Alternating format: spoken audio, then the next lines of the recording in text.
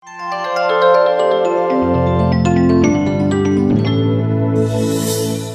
నమస్తే, welcome to Myra media. నేను మీ కేవీఆర్. అనుకున్నట్టే అయింది.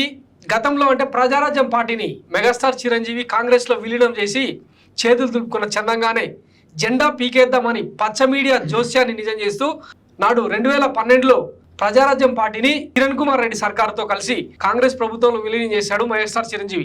ఈసారి అంటే ఓట్లు లేవు, సీట్లు లేవు, అయినా సరే జనసేనను బీజేపీలో విలీనం చేసే దిశగా పవన్ కళ్యాణ్ ఆలోచిస్తున్నట్లు కొన్ని కథనాలు సోషల్ మీడియాలో వెలువడ్డాయి. వాస్తవానికి ఇది ఒక పెద్ద సంచలనమే అని అనుకోవచ్చు. ఎలక్షన్స్ ముగిసిన తర్వాత జూన్ 4న ఎన్నికల ఫలితాలు రాబోతున్నాయి. ఆ తర్వాత జూలై 18న కానీ 20న కానీ జనసేన పార్టీని ఫలితాలతో సంబంధం లేకుండా బీజేపీలో విలీనం చేసే దిశగా పవన్ కళ్యాణ్ అడుగులేస్తున్నట్టు తాజాగా కథనం. ఒకసారి మీకు ఆ ప్రూఫ్ చూపిస్తా. ఇదో సోషల్ మీడియాలో వచ్చిన కథనం. PK in the footsteps of Chiranjeevi, sources confirmed that JSP chief PK is going to merge his party in BJP on 18th or 20th July. He is going to take Rajya Sabha and get minister regardless of AP result. Andhra Pradesh రిజల్ట్స్తో సంబంధం లేకుండా ఈయన రాజ్యసభకు మాత్రమే పోతుండు అని చెప్పి ఈ ట్వీట్ సారాంశం. So his actions also revealed that he was not interested in politics. That's the reason even as a party chief he was not able to decide his constituency and other party confirming. దీని ఉద్దేశం ఏంటంటే ఆయనకు పోటీ చేసే ఉద్దేశం లేదు. తన పోటీ ఎక్కడి నుంచి అన్నది ఎమ్మెల్యే అయితేనేమో చంద్రబాబు డిసైడ్ చేస్తాడు, ఎంపీ అయితేనేమో కేంద్ర ప్రభుత్వం అంటే అమిత్ షా లాంటి ఢిల్లీ పెద్దలు చూసుకుంటారని చెప్పి మొన్న పిఠాపురంలో చేరికల కార్యక్రమంలో పవన్ కళ్యాణ్ ఎప్పుడైతే చెప్పిండో ఈ ఊహాగానాలు వెలువడుతున్నాయి అన్నమాట. వాస్తవానికి మైరా మీడియా 2-3 నెలల క్రితమే ఈ సంచలన కథనాన్ని వెలువరించింది. పవన్ కళ్యాణ్ రాబోయే ఎన్నికల్లో ఎక్కడ కూడా పోటీ చేయడు. పోటీ చేస్తే ఆయన్ని ఎవరో కాదు, ప్రధాన ప్రత్యర్థి వైసీపీ కాదు ఓడించేది, టీడీపీ అధినేత చంద్రబాబు నాయుడే. ఓటుకు 1,00,000 ఇచ్చైనా సరే ఓడిస్తాడని చెప్పి మనం గతం నుంచే చెప్తా ఉన్నాం. రీసెంట్ గా ఆయన ఎంచుకున్న పిఠాపురంలోను వర్మకు చంద్రబాబు సీక్రెట్ గా ఎట్టి పరిస్థితుల్లో పవన్ అసెంబ్లీలోకి రాకూడదని చెప్పి ఒక చెవిలో ఊదినట్టు వాళ్ళ నేతలే చెప్తా వస్తున్నారు. ఈ నేపథ్యంలో ఇదే విషయం ఢిల్లీ పొలిటికల్ సర్కిల్స్ లో కూడా పెద్ద ఎత్తున సంచలనంగా మారింది. ఇగో big hike. BJP high command political critic అనే నేషనల్ సంస్థ అనమాట.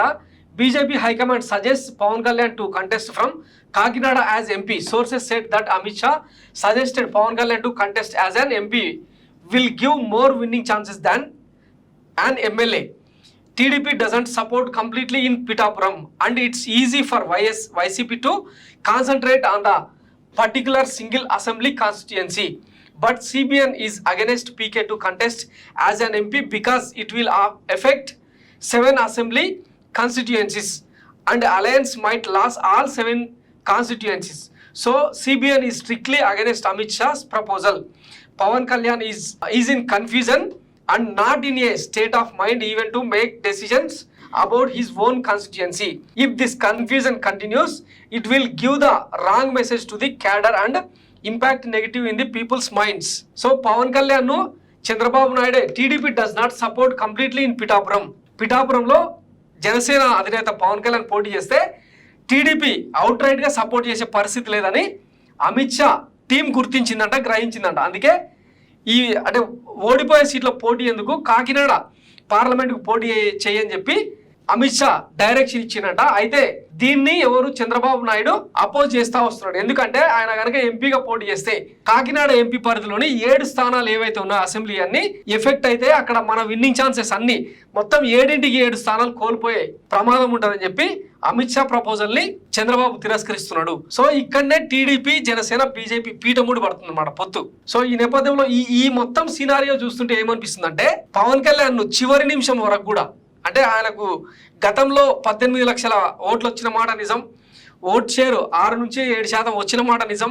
అయితే ఆయన దుందుడుకు స్వభావం, నిలకడలేని రాజకీయాలు, వీటన్నింటి కారణంగా ఈసారి అంటే జనసేన కార్యకర్తలతో పాటు వీర మహిళలు, వీర సైన్యం, పైగా ఆయన ఏ జాతినైతే నమ్ముకున్నాడో తన కాపు సామాజిక వర్గం, ఆ సామాజిక వర్గం నుంచి పెద్ద ఎత్తున తిరుగుబాటు ఎదురవుతుంది. పిఠాపురంలోనే కాదు, అత్యధికంగా కాపులు ఉన్నారని చెప్పి పిఠాపురం ఎంచుకున్నా కూడా అక్కడనే కాపు సామాజిక వర్గం ఆయనకు ఓటేసే పరిస్థితి లేదు. మెజారిటీ వర్గం ఆయనకు వ్యతిరేకంగా పనిచేస్తూ ఉంది. ఈ నేపథ్యంలో ఇక అంతటి సేఫ్ సీట్ అని అనుకుంటున్న నేపథ్యంలో పిఠాపురంలోనే ఓడిపోతే ఇక పవన్ కళ్యాణ్ గెలిచేది ఎక్కడ అనేది ఒక మీమాంస. సో ఈ నేపథ్యంలో ఆయన లాస్ట్ వరకు కూడా జనసేన క్యాడర్తోన టీడీపీకి ఓటు వేయించడం వరకు ఈ మెలోడ్రామాను, ఈ హైడ్రామాను నడిపిస్తూనే ఉంటారు. అప్పుడప్పుడు వచ్చి ఆవేశపూరిత ప్రసంగాలు చేస్తూనే ఉంటారు. సో లైట్ తీసుకోండి అని చెప్పి వాళ్ళ పార్టీలోనే ఒక రకమైన చర్చ జరుగుతుంది. ఇదంతా ఏంటంటే టీడీపీకి అడ్వాంటేజ్గా మార్చడం కోసం ఆయన తీసుకున్న 21 స్థానాల్లో కూడా మ్యాక్సిమం ఇప్పటికే కొన్ని చూసినాం కదా, తిరుపతి, తర్వాత గాజువాక, భీమవరం లాంటి స్థానాల్లో టీడీపీ అభ్యర్థులను తీసుకొచ్చి జనసేన కండువా కప్పి ఆ పార్టీ నుంచి పోటీ చేయించే దిశగా అట్లా 9-10 స్థానాలు ఇప్పటికే ఫిక్స్ అయిపోయినాయి. సో అల్టిమేట్గా టీడీపీకి మేలు చేసేలాగా వ్యవహరించడం ఒక్కటే ఆయన టాస్క్ అనమాట. ఈ ఎన్నికల్లో ఆయన పోటీ చేయడు, చేసినా ఓడిస్తారని చెప్పి ఎవరు వైసీపీ కాదు, టీడీపీనే ఓడిస్తుంది, చంద్రబాబే తనను ఓడించవచ్చు అన్న అనుమానం ఉన్న నేపథ్యంలో కేంద్ర నాయకత్వం పవన్ కళ్యాణ్ కాపాడుకోవడం కోసం మనం గతంలోనే చెప్పినాం, ఆయన ఆంధ్ర అసెంబ్లీలో కానీ ఆంధ్ర నుంచి పార్లమెంటు స్థానాలకు కానీ ఎక్కడ పోటీ చేసే అవకాశం లేదు. బీజేపీకి పట్టున్న పాలిత రాష్ట్రాల్లో గుజరాత్ నుంచి కానీ, ఉత్తరప్రదేశ్ కానీ, మధ్యప్రదేశ్ నుంచి కానీ ఆయనకు రాజ్యసభ సీట్ ఇచ్చి కేంద్ర ప్రభుత్వంలోకి తీసుకొని కేంద్ర మంత్రివర్గంలోకి తీసుకునే అవకాశం ఉందని మనం గతంలోనే చెప్పినాం. సో 2029 ఎన్నికల నాటికి పవన్ కళ్యాణ్ ముందు పెట్టి కాపు సామాజిక వర్గానికి ప్రాధాన్యతనిస్తూ వచ్చే ఎన్నికల్లో గేమ్ స్టార్ట్ చేయడం కోసం ఇదంతా బీజేపీ స్కెచ్. సో ఈ విషయం గుర్తించే లోకేష్, ఇతర టీడీపీ నేతలందరూ కూడా సైలెంట్గా ఎవరి పని వాళ్ళు చేసుకుంటూ పోతున్నారు. ఈయన కూడా వారాహి వాహనాన్ని దుమ్ము దులిపి కేవలం అంటే జనసేన పోటీ చేసే స్థానాల్లో మాత్రమే తాను టూర్లు వేయబోతున్నాడట. అప్పుడప్పుడు అవసరమైతే లోకేష్ను అతిథిగా పిలిపించి లేదంటే చంద్రబాబుతో ఉమ్మడిగా సభలు నిర్వహిస్తే కనుక అక్కడ కనిపించడం మినహా పెద్దగా రూట్ మ్యాప్ కానీ టూర్ షెడ్యూల్ కానీ ఇప్పటిదాకా రాకపోవడం విచిత్రం అనమాట. గతంలో మనం చూసినాం, బీజేపీ 6 పార్లమెంట్ స్థానాలు, 10 అసెంబ్లీ సీట్లు, టీడీపీ 17 పార్లమెంట్ స్థానాలు, 144 అసెంబ్లీ స్థానాలు, జనసేన పార్టీ 2 పార్లమెంట్ స్థానాలు, 21 అసెంబ్లీ స్థానాలు. ఇట్లా కూటమి ఫిక్స్ అయి పొత్తు ప్రకటన వచ్చిన వెంటనే ట్వీట్లు వేసేందుకు పోటీలు పడ్డారు మొత్తం ఈ అధినేతలంతా. ఒకవైపు జనసేనాని, మరోవైపు చంద్రబాబు, ఇంకోవైపు నడ్డా, ఇట్లా అందరూ ఇమ్మీడియట్గా అర్ధరాత్రులు ట్వీట్లు వేశారు. దాంతో పచ్చ మీడియా పండగ చేసుకుంది. కానీ ఈ రోజు వరకు టీడీపీ ప్రకటించిన 128 మంది అభ్యర్థులు, జనసేన ప్రకటించిన మొత్తంగా 9 మంది అభ్యర్థులు, అంటే 14 మంది. ఈ 14 మంది కూడా వాళ్ళ స్థానచలనం జరగవచ్చు. ఈ 128 మందికి అభ్యర్థులకు సంబంధించి తప్ప మిగతా 2 పార్టీలకు సంబంధించిన అభ్యర్థుల విషయంలో క్లారిటీ రాలే. ఇక మొత్తంగా పార్లమెంట్ స్థానాలు 25కి 25 ఇప్పుడు పెండింగ్లోనే ఉన్నాయి. పురంధరేశ్వరి బీజేపీ అభ్యర్థుల లిస్టు తీసుకొని ఢిల్లీకి వెళ్తే ఆమెకు తలంటి, అంటే చంద్రబాబు ఆత్మలతోన, చంద్రబాబు బినామీలతోన లిస్టు నింపుకొని పోతే ఎట్లా కుదురుతుంది, మన బీజేపీ ఏమన్నా టీడీపీ కోవట్ల పార్టీనా అని చెప్పి వాళ్ళు అక్షింతలు వేసిన నేపథ్యంలో ఈ పార్లమెంట్ అభ్యర్థుల వ్యవహారం ఇప్పటికీ తేలలేదు. ఇప్పుడు ఆల్రెడీ ఎవరెవరు ఏ సీట్లలో పోటీ చేయాలి, ఎన్నెన్ని స్థానాలు అన్నది క్లారిటీ వచ్చినప్పుడు టీడీపీ అయినా కనీసం ఇప్పటివరకు ఎందుకు ప్రకటించలేదంటే ఇదే అనమాట. ఈ పొత్తు ఫైనల్ వరకు కూడా కొనసాగుతుందో లేదో అన్న గ్యారంటీ లేదు అన్నది రాజకీయ విశ్లేషకులు చెప్తున్న మాట. సో ఈ నేపథ్యంలో అంటే ప్రతిసారి ఎవరు మన పవన్ కళ్యాణ్ చెప్తా వస్తుంటారు కదా, వ్యూహం నాకు వదిలేయండి, నేను విహంగ వీక్షణం చేస్తా, ఈసారి నాకు సహకరించండి చెప్తా ఉన్నాడు తప్పిస్తే ఆ విహంగ వీక్షణం ఏందో, ఆ వ్యూహం ఏందో పవన్ కళ్యాణ్ తప్ప ఇంకెవరికి తెలియదు. సో ఇప్పుడు ఈ ట్వీట్ చూసిరు కదా, అమిత్ షా టీము గుర్తించిందట ఆయన ఓడిపోతాడు, పిఠాపురంలో టీడీపీ పవన్ కళ్యాణ్కి ఎట్టి పరిస్థితుల్లో సపోర్ట్ చేసే పరిస్థితి లేదని గుర్తించిన నేపథ్యంలో ఆయన రాజ్యసభకు తీసుకెళ్లి అక్కడి నుంచి కేంద్ర మంత్రివర్గంలోకి తీసుకోవాలన్నది వాళ్ళ ప్రపోజల్, వాళ్ళ ప్రతిపాదన. అదే జరిగితే ఇక చంద్రబాబుకు ఒక పదవీ గండం, ఇక వచ్చే ఎన్నికల్లో ఆయన తటపుట సర్దుకోవడం కన్ఫామ్ అనమాట. సో ఇది బీజేపీ ప్లాన్ బి అన్నట్టు సింపుల్గా చెప్పాలంటే.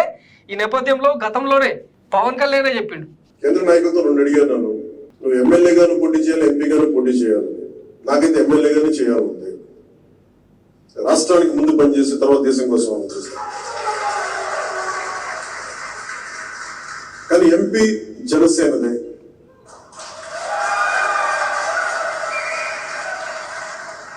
ఉదయ్ నా కోసం ఇంత ఛాలెంజ్ చేశాడు కాబట్టి ఉదయ్ ఎంపీ క్యాండిడేట్ గా పంపిస్తాను. సో ఈ ప్రకటన తర్వాత అంటే రాష్ట్ర ప్రయోజనాలు ఆయనకు ముఖ్యం, రాష్ట్ర అసెంబ్లీకి పోవాలని ఉంది అని అనుకుంటున్నా. కానీ కేంద్ర నాయకత్వం మాత్రం ఈయన ఎంపీగా నిలబెట్టి పార్లమెంట్కి తీసుకెళ్లాలని భావిస్తుంది. 2 పార్టీల మధ్య అడకతెరలో పొగచెక్కలాగా పవన్ కళ్యాణ్ పరిస్థితి తయారైంది కాబట్టి ఆయన ఎక్కడి నుంచి పోటీ చేయాలన్నది ఆయన చేతుల్లో లేదు. ద్వారంపూడి చంద్రశేఖర్ లాంటి వాళ్ళు ఇప్పటికే విమర్శలు చేశారనమాట. ఒక పార్టీ అధ్యక్షుడై ఉండి తాను పోటీ చేసే స్థానం ఏదో తనకే తెలియకుండా పోయినదే మన ఆంధ్రప్రదేశ్ ప్రజల కర్మ అని చెప్పి ఆయన తీవ్ర స్థాయిలో విమర్శలు చేసిన, అది సోషల్ మీడియాలో బాగా వైరల్గా కూడా మారిన నేపథ్యంలో మరి ఈయన భవిష్యత్ ఏందన్నది ఎన్నికల తర్వాత తెలిసే అవకాశం ఉంది. ఇవన్నీ గుర్తించే పవన్ కళ్యాణ్ అభిమానించే, జనసేనను అభిమానించే దిలీప్ శుంకర్ లాంటి వాళ్ళు కడుపుబ్బరం పట్టలేక ఓటు మెర్చ్ అనేది 2 పార్టీల మధ్య జరగాలి, 3 పార్టీల మధ్య జరగాలి. టీడీపీ ఓట్లు జనసేనకి ఎందుకు పడవు, జనసేన వాళ్ళు మాత్రమే టీడీపీ జెండా మోయాలా అని చెప్పి ఆయన తీవ్ర స్థాయిలో ఫైర్ అయ్యారో ఒకసారి చూడండి. ఓటు చేయాల్సిన ఆయన అభిమతాన్ని తీసుకెళ్లాల్సిన ప్రక్రియ ఏంటి? జనసేన పార్టీ బలంగా నిలబడుతుంది, ప్రతిపక్షాలన్నీ కలిసికట్టుగా ఓటమి తీసుకుని అధికారం వెళ్తున్నారుగా చెప్పాలి. ఆయన ఓటు చేయాల్సనగానే ఇక్కడ ఏళ్ళకేళ్ళ టీడీపీ వెళ్ళిపోతుంటారు. నాకు అర్థంగా గడుతున్నాను నేను. ఓటు చేయాల్సినప్పుడు టీడీపీ ఓటుగా జనసేన పెట్టాలి. మరి ప్రతి ఓడు మేధావే. టీడీపీలో 2 స్థాయి కార్యకర్త కూడా ఎవడో, 2 స్థాయి నాయకుడు కూడా ఎవడో వచ్చి మేము పవన్ కళ్యాణ్ నాయకత్వం మద్దతు చెప్పడం ఎలా మాత్రం ఊరికి ముందే ఆత్మ ఉండే భావం. ఊరికి ముందే ఆయన ఓటు చేయాలని చెప్పిన కాంటాక్ట్ అంటే తీసుకెళ్తున్న కాంటాక్ట్ అంటే అని అడుగుతున్నా. ఊరికి ముందు ఎందుకంటున్నా నేను దానికి తల్లిదండ్రులు అగాధం క్రియేట్ చేస్తున్నాను. అగాధం నేను క్రియేట్ చేస్తే క్రియేట్ అయిపోతుంది. అగాధం నేను ఎదిగితే అదిగిపోతుంది. మరి మీ అందరికంటే ముందు చెప్పినోడిని రాజకీయ అవసరాలు, రాష్ట్ర అవసరాలు వేరువేరుగా చూడలేని పరిస్థితి. అవతల శత్రువు బలంగా ఉన్నప్పుడు ఏదేమైనప్పుడు కూడా కలిసికెళ్లేటువంటి ప్రయత్నం పరిస్థితి చేయాలని చెప్పిన తర్వాత కూడా వ్యక్తిగతమైన దాడి ఏబిఎన్ రాధాకృష్ణ స్థాయిలో ఆపినప్పుడు నేను తిరగబడ్డాను. నాకు ఆ రోజు మంచి అనిపించింది.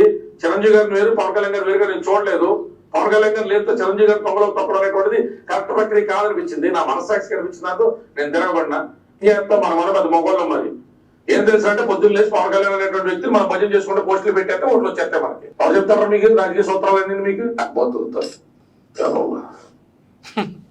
సో ఇదే అనమాట. ఒక రాజకీయ సిద్ధాంతం లేదు, ఒక ఐడియాలజీ లేదు, ఒక భావజాలం లేదు. ఏదో గుడ్డెద్దు చేలబడ్డట్టు ప్రత్యర్థి బలంగా ఉన్నప్పుడు ఆయన ఢీకొట్టే విధానాలు వేరే ఉంటాయి. పొత్తు కలిస్తే చాలు అని చంద్రబాబు భావించడంలో తప్పులేదు. ఎందుకంటే ఆయన జైలుకు వెళ్ళిన తర్వాత వెళ్ళక ముందు అనేది టీడీపీ ప్రస్థానాన్ని చూస్తే జవసత్వాలు కోల్పోయింది. ఇంకొకటి వయసు పైబడ్డ చంద్రబాబు చాణక్యాలు ఏవి కూడా ఇప్పుడు పనిచేయట్లేదు. పొత్తు ఆయనకు అవసరం, జనసేనకు బీజేపీకి అవసరం లేదు. ఈ విషయం గుర్తించి పావులు కదుకుంటే బాగుండేది. కానీ ముందే కూర్చున్న కోయిలలాగా టీడీపీతో పొత్తు పెట్టుకోవడం, చంద్రబాబుతో అంటగాగడం పవన్ కళ్యాణ్ని జస్ట్ అంటే 10 ఏళ్ళ వ్యవధిలోనే తురిమేసినట్టు అయిందనమాట పార్టీని. So there is no scope to Janasena అన్నది రాజకీయ విశ్లేషకులు చెప్తున్న మాట.